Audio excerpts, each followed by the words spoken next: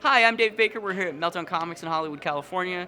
Today I'm going to be giving you my review of Civil War II #2. But before we get to that, we're going to talk about some things that happen in the comic book industry. We're going to talk about some page rate discussion, some Vertigo announcements, and a new publisher launching.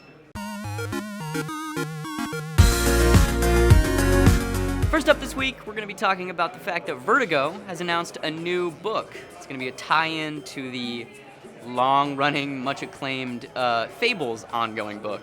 The new book's called Ever After: From the Full Pages of Fables. It's written by the team who wrote Wolf Among Us, the tie-in comic, so it doesn't take a genius to make the leap and bound of, oh, they're making this comic and trying to appeal to the people who played the Wolf Among Us game again, to get them back into comics and really have them, pulled into the fold in terms of people reading the Vertigo books. It sounds like a smart business decision to me. We'll see if it pays off for them.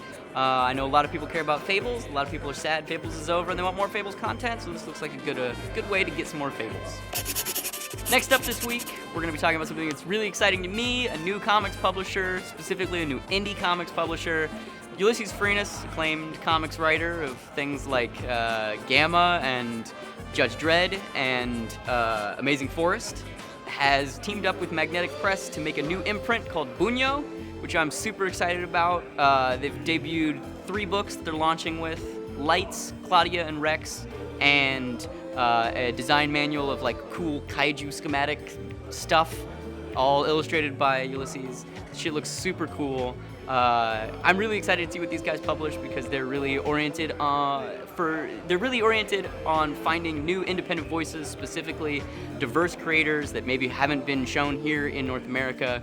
It sounds fucking awesome, and I can't wait to pick up their books. Lastly this week, we're going to talk about something that's real interesting to me, a new website called fairpagerates.com. This is a topic that I've been discussing with a lot of comics creators lately. What do you charge for specific creative services in the comic book world? What do you charge when you get hired as a penciler? What do you get charged when you get hired as a penciler and inker? What do a letterer charge? What does an inker charge just by themselves? Well, if you want to know what a fair going rate would be for your services, you can go to fairpagerate.com and look at what the big 2 companies are paying, look at what indie companies are paying. Really interesting stuff. You should go check it out if you're a blossoming creator trying to figure out where to start making comics. Civil War number 2, which is how I always say it. I think it's really funny that it's just an unabashed cash grab. Why would you call it Civil War 2? It has nothing to do with the original Civil War at all. It's just vaguely thematically similar, and Iron Man's there. Anyway, I really enjoyed the second issue because it slowed down a lot. It was very character-centric. I enjoy the fact that you really see Brian Bendis and David Marquez turning the screws on Tony. If you don't know, Civil War II is about basically this Inhuman who develops the ability to see the near future. So half of superhero-dom decides we're going to use this guy to stop threats and invasions and explosions and trauma from happening before it happens. And the other half of the superhero community is like, yeah, but is it actually going to happen? Or is that just a possible future? What's the deal there? So this guy, Ulysses, ends up being a MacGuffin, where everybody's kind of trying to use him for their own means. Carol Danvers is on one side, Tony Stark is on the other. And I was real skeptical when this book got announced, because it sounds bad on paper. But I've really, really enjoyed it. David Marquez is drawing the shit out of it.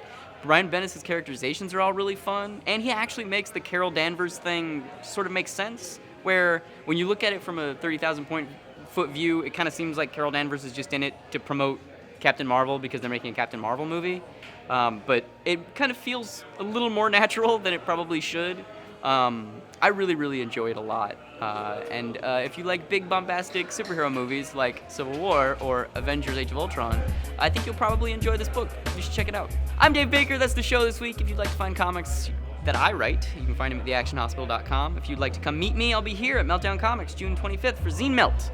If you'd like to subscribe, share, comment, post this on your best friend's wall, post this on your enemy's wall, all of that would be cool because the more people see the video means the less chance that Josh is going to fire me.